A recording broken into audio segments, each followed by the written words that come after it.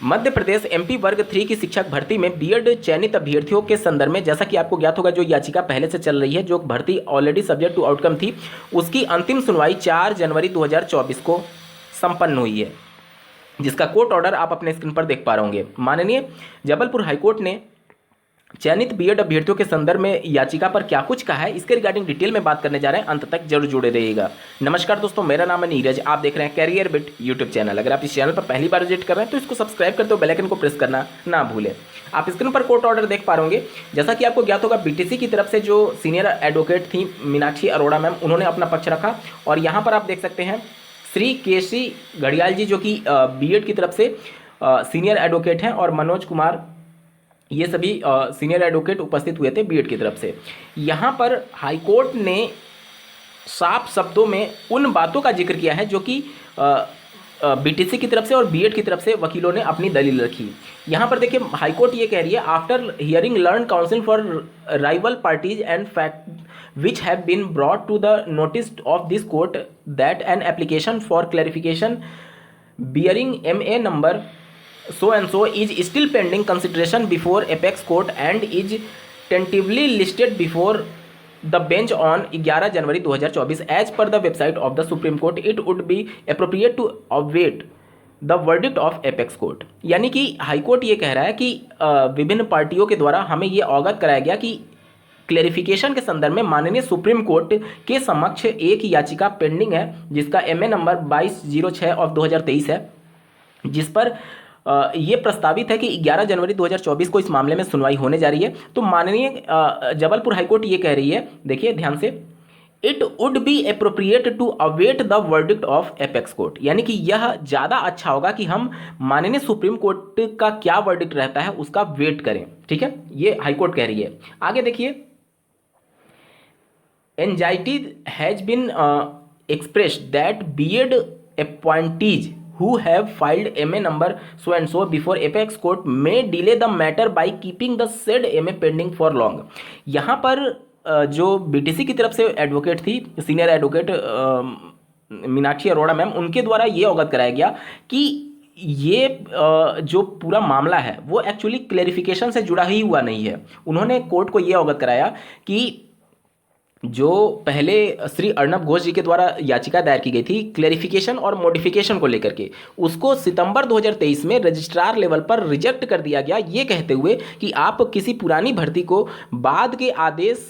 में रिव्यू या फिर उसमें री हियरिंग नहीं करा सकते, और इसी को आधार बनाते हुए उन्होंने कुछ नियमों का हवाला देते हुए वो एप्लीकेशन को रिजेक्ट कर दिया था और उसे डिस्पोज कर दिया था। मामला वहीं पर निस्तारित हो गया था। यही बात अवगत कराया मीनाक्षी अरोड़ा मैम ने हाईकोर्ट को कि ये मामला क्लेरिफिकेशन से जुड़ा ही हुआ नहीं है। क्लेरिफिकेशन तो पहले का था जो कि ऑलरेडी रजिस्ट्रार ने रिजेक्ट कर दिया है। उस रजिस्ट्रार के फैसले को चैलेंज करते हुए ये एप्लीकेशन दायर किया गया है। और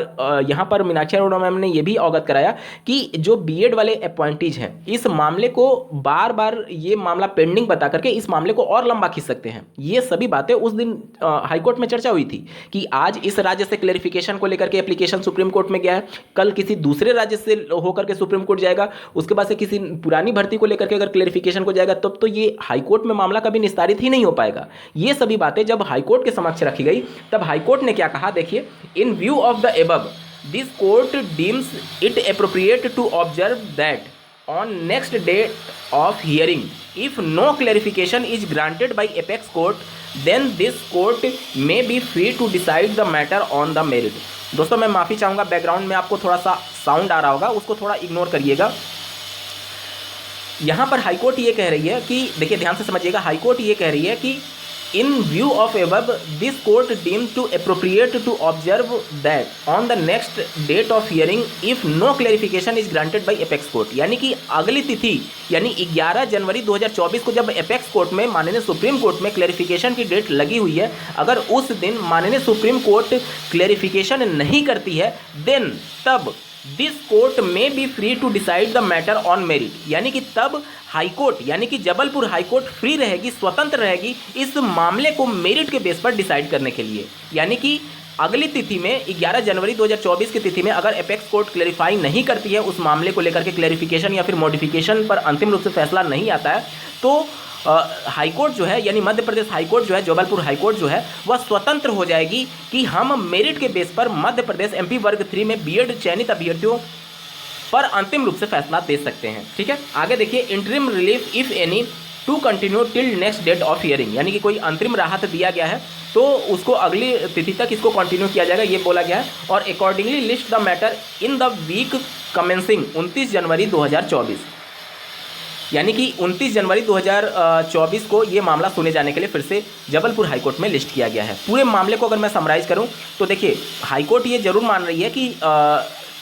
11 जनवरी 2024 को सुप्रीम कोर्ट में मामला क्लेरिफिकेशन और मॉडिफिकेशन को लेकर के लगा हुआ है, इसलिए उसका वेट कर रही है। और अंतिम तिथि जब 4 जनवरी 2024 को मामले को सुना गया, उस पर कोई भी डिसीजन उन्होंने नहीं दिया, क्योंकि हाईकोर्ट ये कह रही है कि हमें सुप्रीम कोर्ट के फैसले का वेट करना चाहिए, ये अप्रोप्रिएट रहेगा, क्योंकि एपेक्स कोर्ट क्या कहती है उसका वेट करना चाहिए। उसके बाद से जब बीटीसी के एडवोकेट ने अवगत कराया कि आज इस मामले को लेकर के क्लेरिफिकेशन मांगा गया, कल उस मामले को लेकर के, इसी प्रकार से मामले अगर लंबे समय तक लंबित रह गए या फिर बीएड जानबूझ करके अगर इस प्रकार की मामले को लंबित करते रहे, देखिए यहाँ पर किसी पक्ष की बात नहीं है, जो हाईकोर्ट में मामला हुआ वही सब बातें यहाँ पर कोर्ट ऑर्डर में लिखी गई है और वही चीज़ें मैं आपको बता रहा हूँ। वहाँ पर हाईकोर्ट में यही हुआ था कि जो सीनियर एडवोकेट मीनाक्षी और मैम हैं, उन्होंने यही कहा कि इस तरीके से तो ये मामला कभी निस्तारित ही नहीं होगा, कभी इस मैटर को लेकर के क्लेरिफिकेशन मांगा जाएगा, कभी उस मैटर को लेकर के क्लेरिफिकेशन मांगा जाएगा और पेंडिंग रहेगा, तब तक ये हाईकोर्ट भी इसे पेंडिंग मानती रहेगी। वही बात को लेकर के हाईकोर्ट ने कहा है कि अगली बार यानी 11 जनवरी को अगर सुप्रीम कोर्ट कोई क्लेरिफिकेशन या फिर मॉडिफिकेशन नहीं करती है तो हम हर हाल में स्वतंत्र हो जाएंगे इस मामले को मेरिट के बेस पर डिसाइड करने के लिए। और मेरिट के बेस पर डिसाइड करने का मतलब कि बीएड प्राथमिक में एलिजिबल है या नहीं, ये मेरिट और लॉ के बेस पर एपेक्स कोर्ट ने 11 अगस्त 2023 के फैसले के आधार पर डिसाइड कर दिया है। अब उस फैसले से जो हाईकोर्ट है वो बंधी हुई है, उससे बियॉन्ड नहीं जा सकती। हाँ, हाईकोर्ट को ये तय करना है कि जो ऑलरेडी चयनित कैंडिडेट हैं, ये भर्ती प्रक्रिया जब से चल रही है वो सब्जेक्ट टू आउटकम है, किस तरीके से है, क्या है, उन सभी चीज़ों को एग्जामिन जरूर हाईकोर्ट करेगी और उसके बाद से मेरिट और लॉ के बेस पर अपना डिसीजन दे सकती है। उम्मीद करता हूँ आपके डाउट क्लियर हो गए होंगे। इस वीडियो को देखने के लिए आपका बहुत बहुत धन्यवाद। भगवान करे आपका दिन शुभ हो।